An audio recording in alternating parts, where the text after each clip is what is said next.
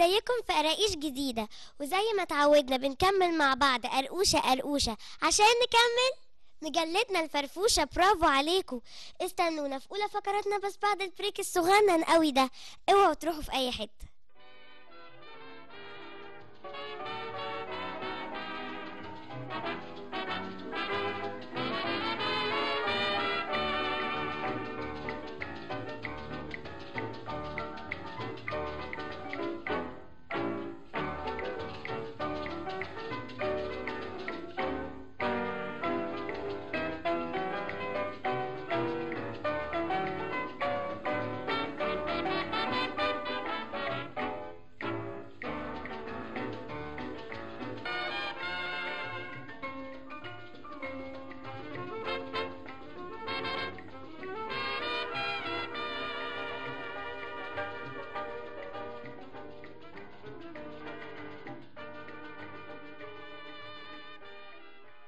ودلوقتي يا صحابي وصلنا لفقرة قرقوشة فرفوشة، ومعانا صاحبة لينا. يلا بينا نتعرف عليها ونسألها تعرف ايه عن سمير غانم. اسمك ايه؟ مارتينا. تعرفي ايه بقى عن سمير غانم؟ ممثل. ايه؟ ممثل. تحبي بقى سمير غانم؟ طب احكي لي بقى ايه اكتر حاجات بتحبيها لسمير غانم؟ مغني. او شفتيه وهو بيعمل فوازيره؟ تحبي ايه بقى فوازير؟ شفتيه وهو صغنن كده؟ وايه كمان؟ شفته هو بيعمل فتوتة. فتوتة؟ شفتيه وهو بيقعد يقول فتوتة كده؟ وايه كمان بتحبيه في سمير غانم؟ هو بيمثل او بيمثل. وايه كمان؟ ومغني. مهم.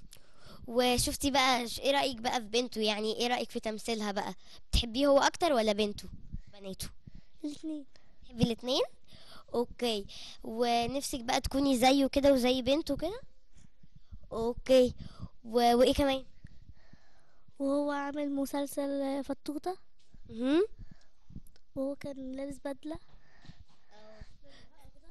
او بيلبس بدلة لونها اخضر كبيرة عليه كده، هو اساسا صغنن. وشوز مهم. خضرة كبيرة. مم. بس بتحبي بقى فتوتة بس لسمير غانم ولا بتحبي كل حاجته بقى؟ كل حاجته. طب قولي لي حاجة كده اكتر حاجة بتحبيها. لا، انا ما اعرفش غير فتوتة. اسمك ايه؟ مصطفى عاطف. مصطفى. تعرف ايه عن سمير غانم؟ ان هو بدأ مشواره في ثلاثي اضواء المسرح، وكان بيعمل اسمه ايه ده، برنامج فطوطة، و... وكان ممثل كوميدي. شفت فوازير فتوتة عجبتك؟ اه، وايه كمان بتحبه لسمير غانم؟ بحبه في تمثيله. وايه كمان؟ و... ومسرحية المتسولون. متزوجون. وايه كمان بقى انت قلت ان هو كان في ثلاثي اضواء المسرح. ايه رأيك بقى فيه وهو كان من زمان بقى ايام الابيض واسود بقى وكده؟ يعني كان حلو. انت بتحب سمير غانم بقى زمان ايام الابيض واسود بقى وثلاثي اضواء المسرح وكده، ولا ايام دلوقتي بقى؟ لا، ايام دلوقتي احلى. ايام دلوقتي احلى. اوكي. وايه رأيك في بناته بقى؟ تمثيلهم حلو كده زيه ولا؟ اه، هما زيه تيبيكال يعني اوكي. وايه كمان؟ و... وهو كان يعني تمثيله فيه حاجة غير الممثلين التانيين. اسمك ايه؟ بلال. بلال. تعرف ايه عن سمير غانم؟ ان هو ممثل من زمان، وكان بيمثل افلام حلوة، مسرحيات، وكان مضحك. بتحبه بقى؟ وكان مش اول ما تتفرج كده على مسرحيه سمير غانم بقى او فيلم او كده كنت بتقعد بقى تتابعها كده ولا كنت بقى بتسيبها؟ تبعها. بتتابعها. طب ايه اكتر حاجه بقى بتحبها لسمير غانم؟ المسرحية بتاعته. مسرحيه المتزوجون بتحبها. وايه كمان؟ ايه اللي بقى بيعجبك في سمير غانم لدرجه ان انت بتتابع كل حاجته بقى وكده؟ فتوتة. فتوته. تحب فتوته؟ شفته كده وهو كان صغنن كده ولابس بدله كبيره. ايه رايك؟ كان مضحك صح؟ وايه كمان؟ بس. طب ايه رأيك في تمثيل بناته بقى؟ حلو كده زيه؟ وانت بتحب بقى قولي بقى بتحب سمير غانم زمان بقى ولا بتحبه دلوقتي؟ بتحبه دلوقتي احسن؟ سمير غانم وهو سمير يوسف غانم. ولد في محافظة أسيوط 15 نوفمبر 1937. حصل على بكالوريوس زراعة جامعة الإسكندرية. بدأ حياته الفنية كأحد أعضاء فرقة ثلاثي أضواء المسرح مع الفنان جورج سيدهم والفنان الضيف أحمد، وقدم الثلاثة معا عدد من الأفلام والسكتشات مثل سكتش كوتوموتو، وعمل بالمسرح في كثير من المسرحيات من أشهرها مع جورج سيدهم وشيرين مسرحية المتزوجون. وقدم في الثمانينات سلسلة فوازير رمضان تحت اسم سمورة وفطوطة. وهو متزوج من الفنانة دلال عبد العزيز، وله ابنتان هما دنيا وإيمي.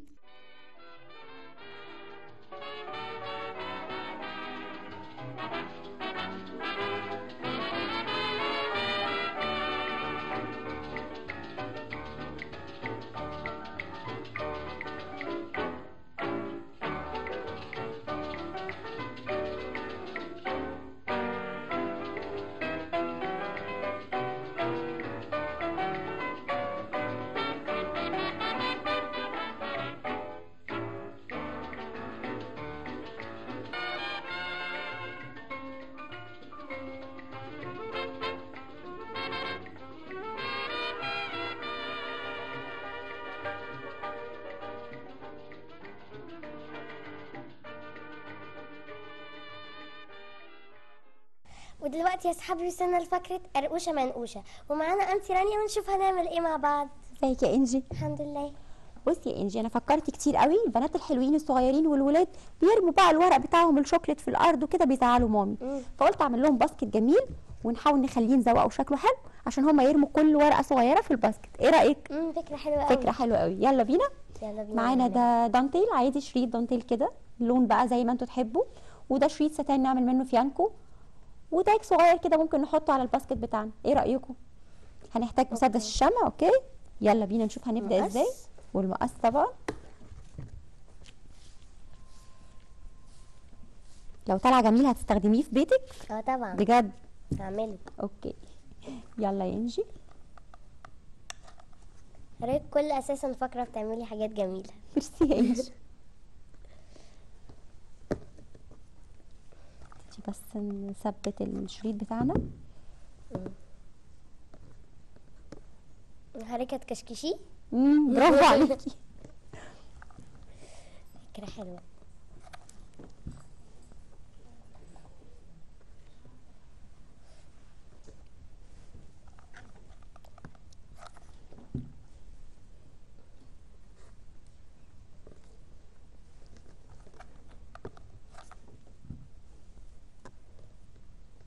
بس نوري اصحابنا كده الخطوات اللي احنا بنعملها.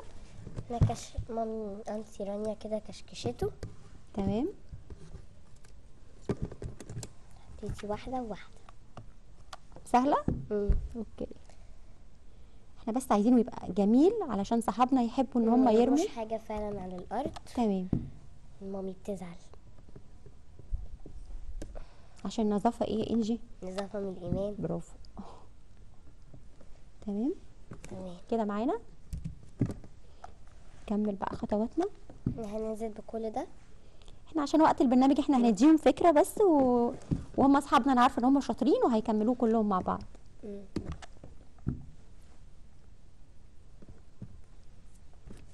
تمام. يبقى شكله جميل قوي. احنا نعمل اول دور عشان نوري اصحابنا بيتعمل ازاي، وهم هيكملوا بقى كل الادوار مع بعض. ممكن برضو بمساعدة مامي عشان مسدس الشمع بيلسع شوية. شوية شوية. اتلسعت منه قبل كده. يلا بينا. نعمل ايه كمان؟ كمل بس اول دور.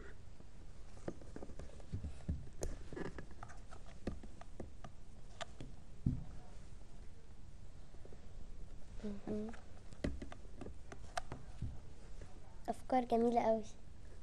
هي كلها افكار بسيطه عشان نخلي الاوضه بتاعتنا جميله ونفرح مامي. وكمان ممكن تعمليه سربرايز وتديه للميس بتاعتك في الكلاس. ساعات بيبقى حاجات كده ضايعه كده مثلا بتاعت حد ممكن أو كده جدا. مش ممكن مش لازم يكون للرابش بس، ممكن فعلا. احنا طبعا عشان ما نضيعش وقت البرنامج معاكم فاحنا هنكمل نكمل. الدانتيل بنفس الشكل ده كده على الباسكت أهو. كله، بس طبعا هنا في رسمه جميله فممكن نسيب الرسمه الجميله دي ونكمل الدانتيل على بقيه شكل الباسكت. ويعني لو عايزين بقى نكمله التاج ده شكله حلو، ايه رايك؟ شكله حلو. ده كان تاج قديم عندي في البيت، كان في لعبه من لعب بنتي في البيت، مش محتاجينه خلاص، واحنا اتعلمنا ما نرميش اي حاجه فنستفيد بيها برضو. ايه رايك؟ حلو قوي. ميرسي. ممكن نحط يا رب هنا يعجبكم. الريبن دي كده. يعني ممكن لو كان لونه ريد كنا حطيناه كانت كان تناسب معاه اكتر. ايه رايك كده؟ جميله قوي. يا رب يعجبكم. فكره جميله قوي. ودلوقتي يا اصحابي خلصت فقره قرقوشه منقوشه، نشوفكم في فقره تانية.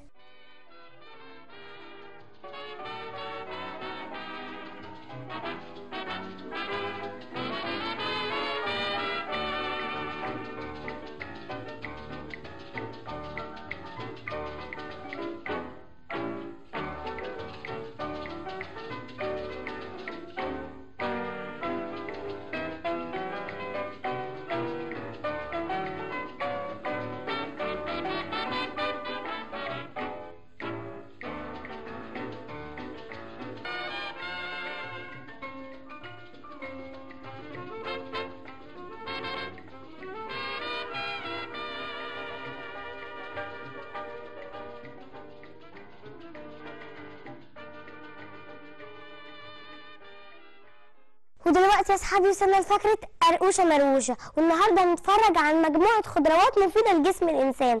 ايه رايكم نشوف الفيديو ده؟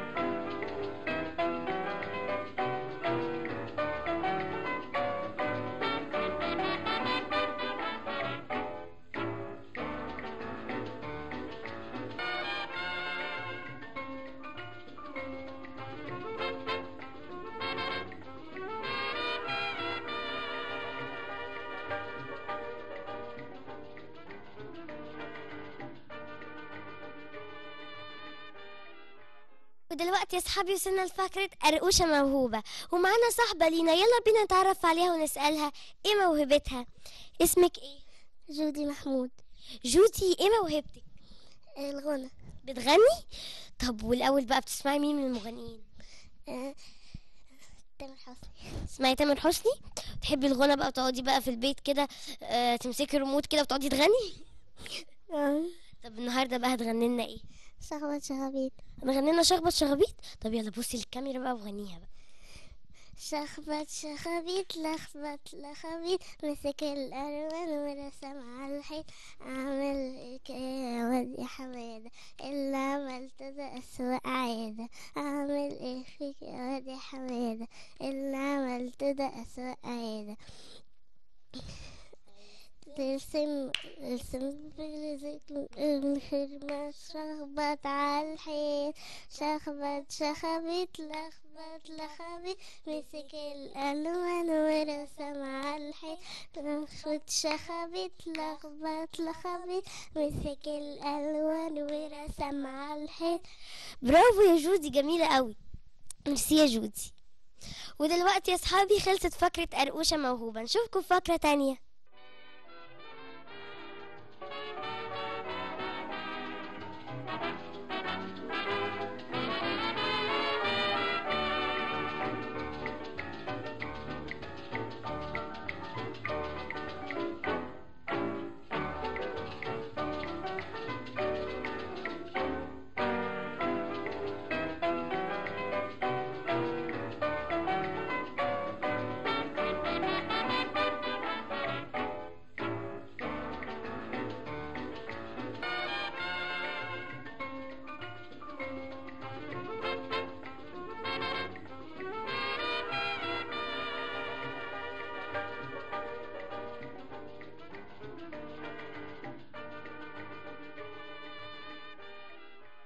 ودلوقتي يا اصحابي وصلنا لفقرة قرقوشة خصخوصة، وهنتكلم عن صراع الجبابرة. يحكي قصة صينية قديمة عن الصراع بين الخير والشر، وهو يتحدث عن الصراعات الأهلية داخل الصين قديما، حيث أن الأقوى يسحق الأضعف. وبطل هذه القصة هو ليو باي، وهو رجل يحاول أن يرجع الحكم لإمبراطورية هان، ومعه صديقيه كوان بو وجانغ فاي، وكلاهما عاهدا على تحقيق حلمه، ولكنه يواجه عقبات كثيرة، وأولها عدم وجود الجيش القوي الذي يمكنه من تحقيق حلمه. فيبدأ المتطوعين بالانضمام إليه حتى يشكل قوة لا يستهان بها. وهذا المسلسل من أجمل المسلسلات التي شدت المعجبين، وخصوصا إنه مسلسل مقتبس من قصة واقعية حدثت في الصين في العهد 200 ميلادي. ودلوقتي يا اصحابي خلصت فقرة قرقوشة خصخوصة، نشوفكم في فقرة تانية.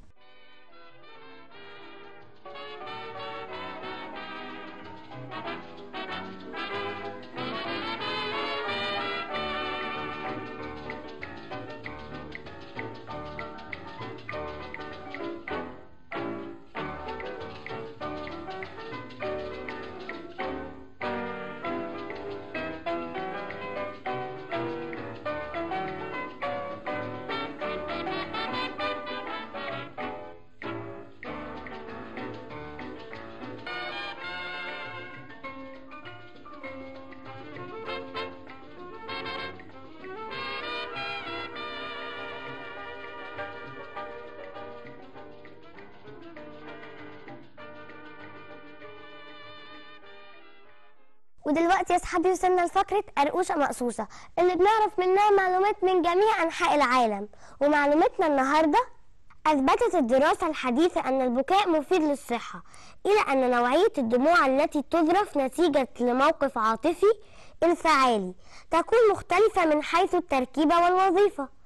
فالدموع عبارة عن تفاعلات كيميائية تأتي استجابة لدواعي وحالة انفعالية مليئة بالعاطفة، وبالتالي فهي أغنى بالبروتينات. ويرى العلماء أن الدموع الأصلية سواء كانت دموع فرح أو حزن تساعد على إعادة التوازن لكيمياء الجسم، كما إنها تساعد على العلاج النفسي. ودلوقتي يا أصحابي خلصت فقرة قرقوشة مقصوصة، نشوفكم في فقرة تانية.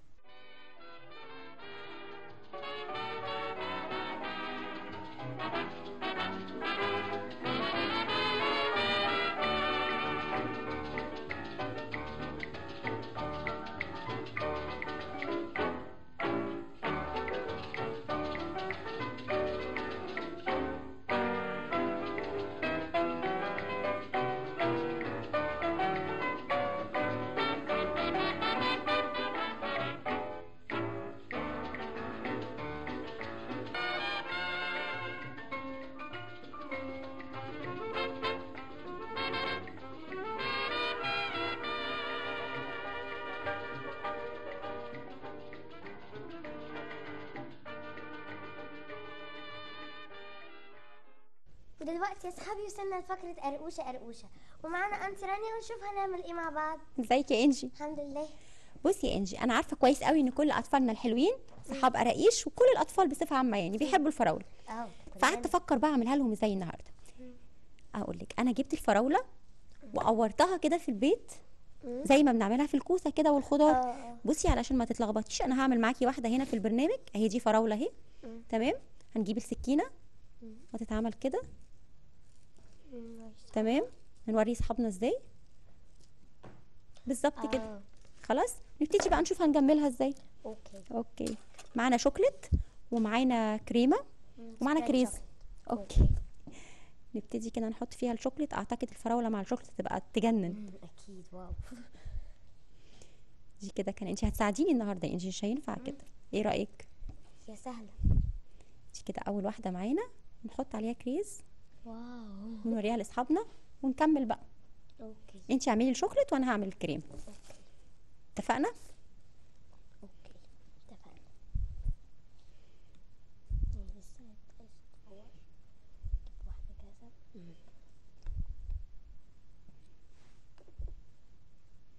دي كانت بالكريمه برضو، نوريها لاصحابنا ونكمل مع بعض. ليه يا انجي؟ سهله قوي. اعملها بظهرها ولا بوشها؟ كده كده. اتفضلي كملي.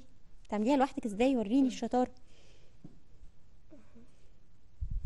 برافو عليكي. حطي عليها كريز.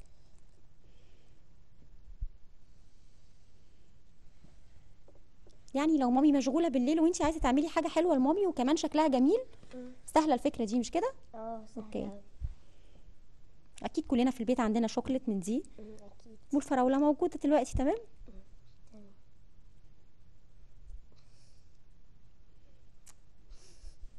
برافو يا انجي، برافو. خدي شوكليت زياده، انتي بس مش حاطه كتير في المعلقه. برافو عليكي. حطي بقى عليها كريز ونكمل بقى مع بعض. تيجي بقى اكملها. احنا بس نزود الشوكليت شويه عشان اهي بس كده.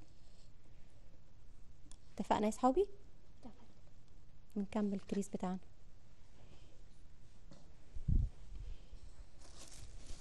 اهم حاجه ما نبهدلش المطبخ لمامي. اتفقنا؟ اتفقنا. ايه عملتها؟ برافو عليكي. حطي بقى عليها كريز.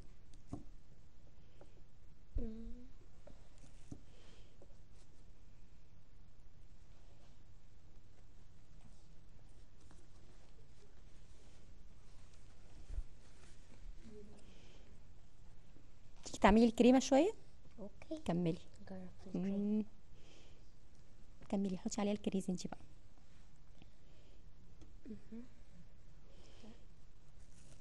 بصي انا حاسه بيكي وانا عارفه ان انتي لازم تدوقي فراوله. فانتي تحبي تدوقي الشوكليت ولا الكريمه؟ شوكليت. اتفضلي يا انجي.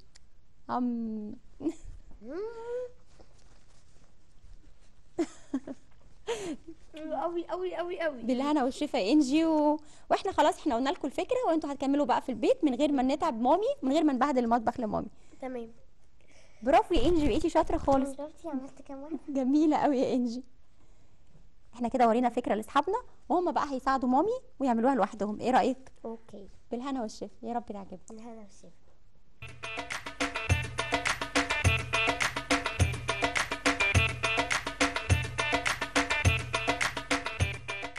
للأسف يا صحابي خلصت قراقشنا. استنونا في قراقيش تانية، بس اللي عايز يتواصل معانا يشوف كارتون أو يسمع أغنية أو يحتفل بأجمل يوم في حياته، هو يوم عيد ميلاده، يبعت صورته واسمه على قناة اسكندرية برنامج قراقيش. على فكرة احنا اتبسطنا معاكم قوي، يا رب تكونوا انتوا كمان اتبسطتوا معانا. باي باي.